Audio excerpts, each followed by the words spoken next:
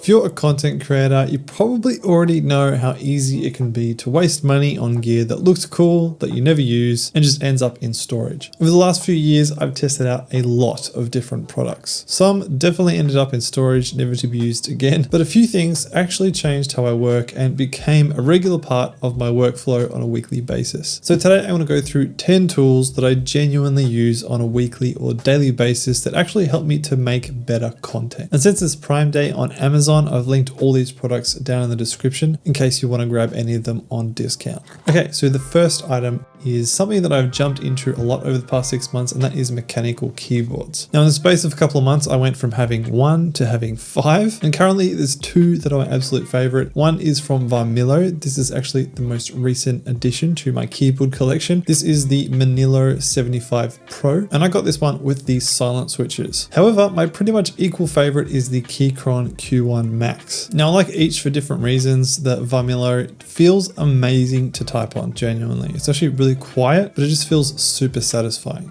I also genuinely think that my typing speed is improved with the Vimilo, which directly results in me getting more work done, which means more content output, while the Keychron Q1 Max just feels super premium. The body is made out of metal, so it feels just super solid, and it sounds really nice to type on. It's a bit more tactile and you can hear it better than the Vimilo. And I personally just love the aesthetic, especially with the side printed keycaps. I think it just looks sick. So I'm currently kind of switching between these two keyboards. Let me know which one you think looks better, but I highly recommend both. The next thing I want to talk about is my dual monitor setup. For ages, I was just using a single LG ultrawide with my MacBook just sitting next to it. But recently I got sent the BenQ MA270U 4K display. And to be honest, after testing the BenQ, it actually looks better than my LG ultrawide. However, I just can't give up the screen real estate. I love lots of screen in front of me. And so I decided to put the BenQ as a vertical monitor next to my LG, which might be overkill. I definitely feel very spoiled with this amount of screen real estate, but I personally love it. I use both screens when I'm editing because I can have notes open, as well as Final Cut. I use it for multitasking when I'm building things, when I'm researching, and I even use both screens when I'm doing a bit of gaming.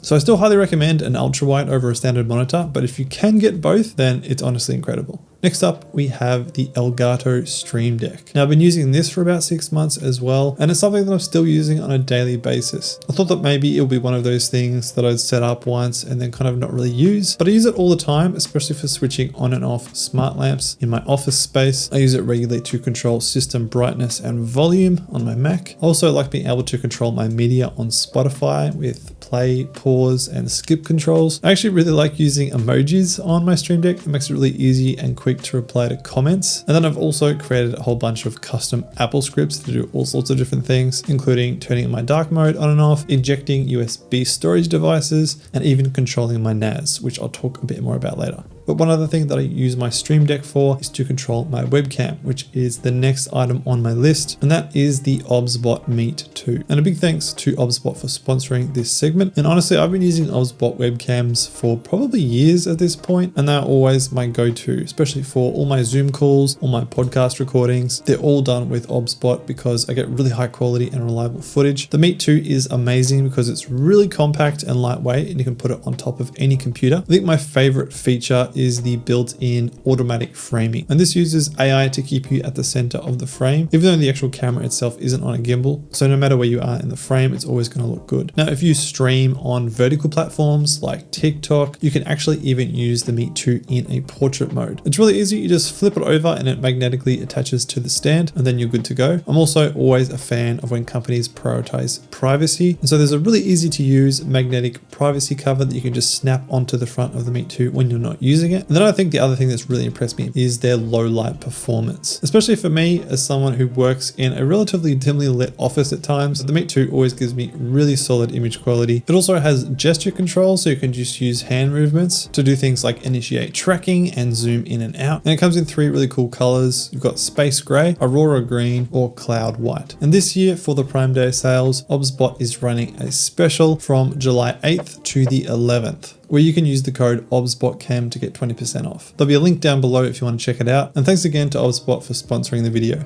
Okay, next up is an item that I have mentioned before, but that is the light that I'm actually using right now to create this rim lighting, and that is the Cinepia CX100. Now this is a little handheld COB LED light, and it is super versatile. I use it all the time for all sorts of different things. Obviously, like I said, I use it in my main A-roll shot to create a rim light, but then you can also add a silicon diffuser, and then I often use this to just backlight different scenes in my content that need extra warmth, especially because this light is bicolor. I'll often just have it in the corner of my office just to create a nice warm glow, and it just looks amazing if you ask me. It gets insanely bright for the size, and the battery life is quite decent, and again, I use it all the time just to add accents to different types of things, and I just love the versatility and ease of use. Okay, next is my microphone, and this is the Rode Pod Mic. And I've tested heaps of microphones over the past 6 months. This is honestly the one that I just keep coming back to. And to be honest, it's actually better sounding microphones out of the box. But the reason why I like this one is, number one,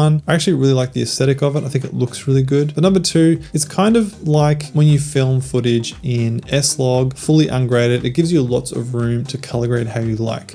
And in the same way, I find the Rode Pod Mic gives me a relatively flat audio signal that I can then EQ to sound how I like. And I've personally got the EQ to sound pretty good in my opinion. I've created a preset, so it's really easy for me now to just apply that preset to all of my audio, and it all sounds really good and consistent. Plus, Rode gear is honestly built super high quality. This thing is built like a tank. I think this will last me another like 20 years. So if you're looking for a really solid but quite affordable microphone, highly recommend checking out this mic. Next is the Sony ZV-E1, and that is the camera that I'm currently filming on. I've used this for well over a year now, and I still absolutely love it. The footage out of it looks incredible. It's the same sensor that you get in a Sony FX3, which is a cinema grade camera, but the ZV-E1 is a fraction of the cost. So I personally think if you're a professional creator and you're really wanting to up the video quality of your content without having to spend like tens of thousands of dollars, I highly recommend this camera. I personally mainly pair it with the Sony G Master 24mm 1.4 lens, and that pairing to me is incredible. I use it for most of my footage. The one downside to the ZV-E1 is that it does overheat from time to time, particularly when I'm shooting A-roll like this. If I'm filming for more than 40 minutes and the room's kind of warm, it does tend to overheat. It can be pretty annoying when I'm trying to batch film a lot of content. At the moment, it's winter, so it's not such a big deal for me, but do just keep that in mind, especially if you live in a hot climate. All right, so next is an item that I actually didn't like in my review, and that is this. This is the Cinepia Weebill 3E. This is a gimbal from Zhiyun, and when I reviewed it, if you saw that review, I had a couple of big complaints. Number one, the base plate was kind of finicky and annoying to take on and off, and just the overall design felt kind of basic and not particularly intuitive to use. However, since that review, this has actually become my main gimbal, and the reason is not because it's easy to use. I still genuinely find that base plate really annoying. It's actually just because it's actually really reliable. It does exactly what a gimbal is supposed to do. It gives you really solid, stable footage, and I've just never had any issues with it.